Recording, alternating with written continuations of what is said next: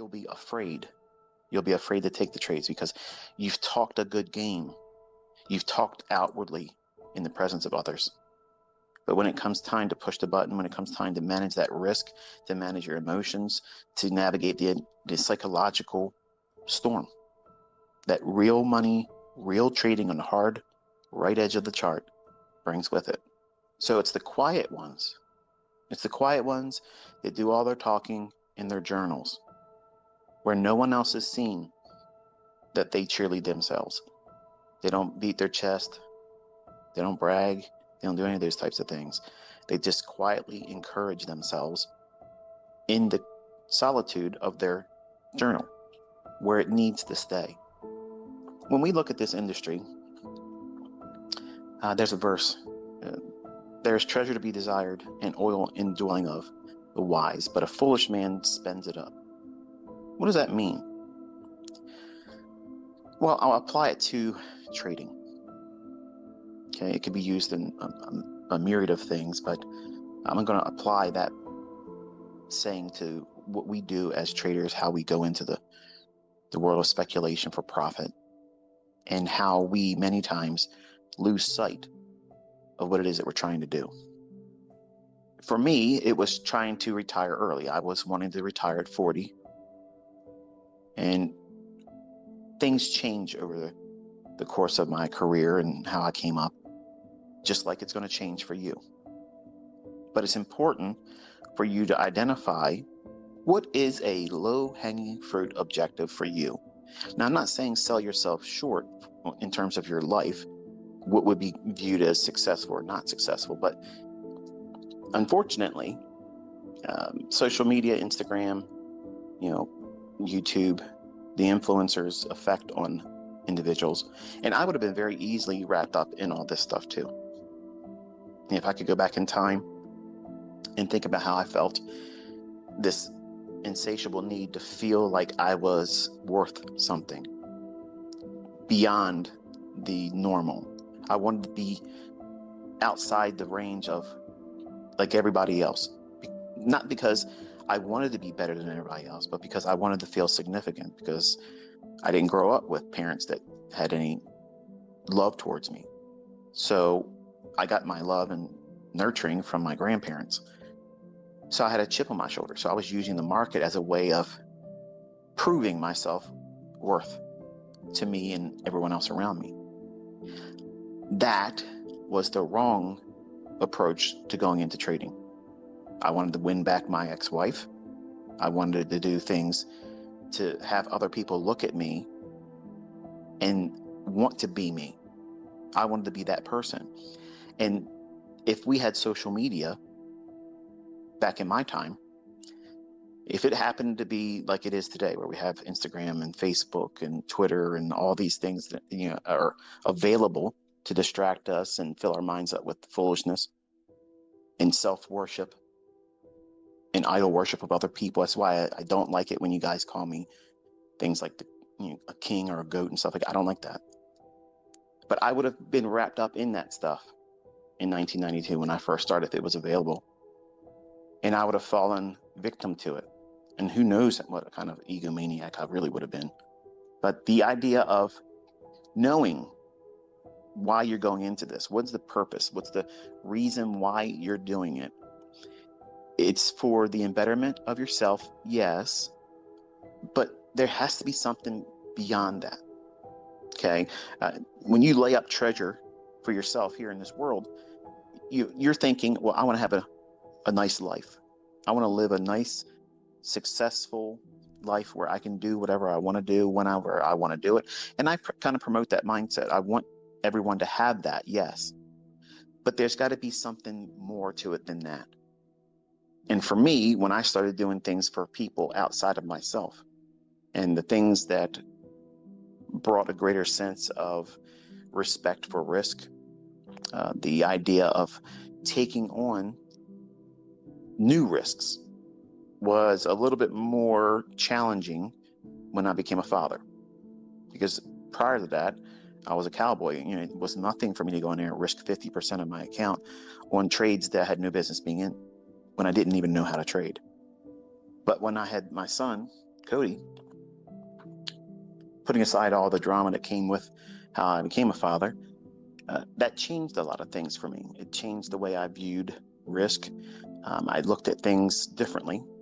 And I thought to myself, when I take on risk, when I try to do something to increase myself, am I exposing him to more risk? Am I incurring more risk or potential of losing whatever I've gained in hopes of becoming better in the view of other people outside myself or him? So becoming a father for me helped me mature in a way that I would have not probably been successful at had I not become a father. So in short and in more specific terms, when I look at taking on risk and I placed my son in the middle of the conversation, will this next transaction make it easier for me to be a father for him, or will it be harder for me to be a father to him? And for some of you that don't have children, what that means is if I lose money, it doesn't take food from his mouth. It doesn't keep him in a position of being unclothed. It doesn't mean that we're unsheltered. It just means that now my time, my energy, my focus away from the charts will not be able to be on him, because I will be in regret. I will be in sorrow. I will be remorseful for the things I've taken on in terms of risk. So it dilutes my attention as a father. Now I'm applying it to this real experience I have for myself. For those of you that are listening that don't have children, you don't have anything that is dependent on you. It's just you. You're a young person, and you're living a life that's free of all that. In many ways, I envy that, because there's a lot of emotional turmoil that come with managing children, even adult children that don't want to listen. And you have to find that reason to not just, I'm willing to take the risk because if I lose, I'm still young enough I can make it back. That's how everybody starts in this industry. You can come in with all the greatest intentions of following, risk no more than this much and don't overtrade. That's all fine and great until you start pressing the real button. Not a demo, not a funded account challenge, where the money can actually come out of your own hands. When that money comes in and out of your account, the weight behind that is not something that could be easily explained away. It has to be felt, it has to be experienced. And the worst thing that can happen is you get lucky in the beginning, because you think you're laying up treasure for yourself, and it becomes so easy to think that it's always going to be easy for you. I'm just going to keep stacking up my emerald bricks of dollar bill, y'all. Pick out my next thing I want to spend money on. Pick out my next destination I want to go travel to and experience and put on my Instagram. Laying up treasures for yourself, after a while, and it's very, very short-lived, nobody cares.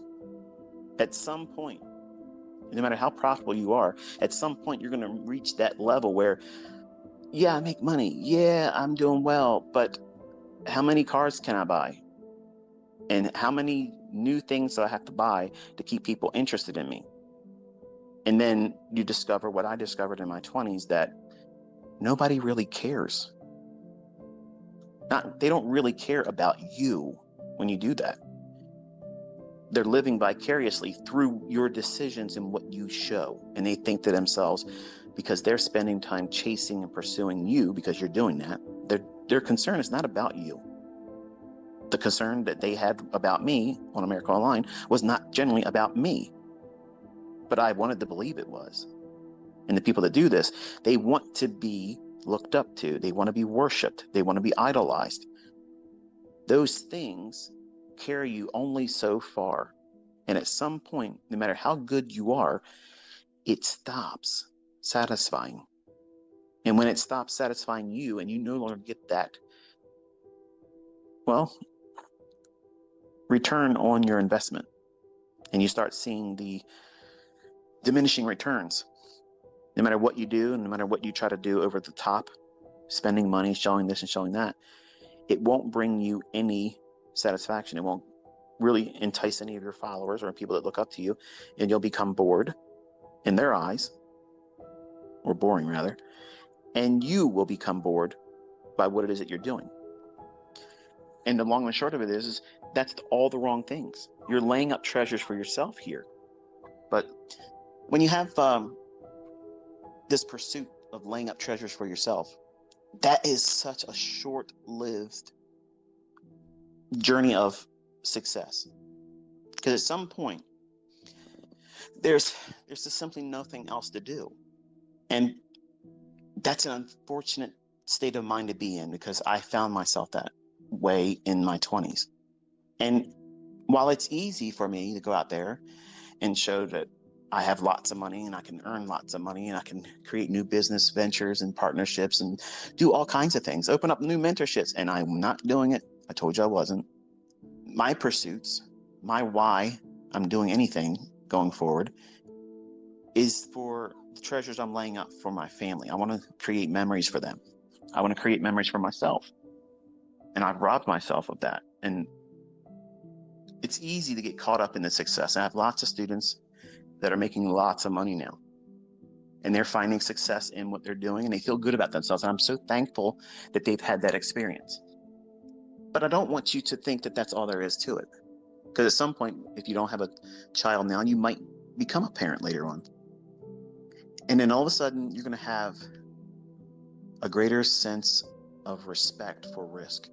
Because if you found yourself in a position of prominence or affluence, and then you have a child, now all of a sudden, because you are equipping them with a lifestyle that would be above the average lifestyle, you don't want to risk losing it. You want to make sure that they are able to be kept well, provided for. And I found that was the case for me. I didn't want to do anything to upset the apple cart. I wanted to make sure that, when they were raised by me, that I wouldn't be in a position of lack like I was when I was younger.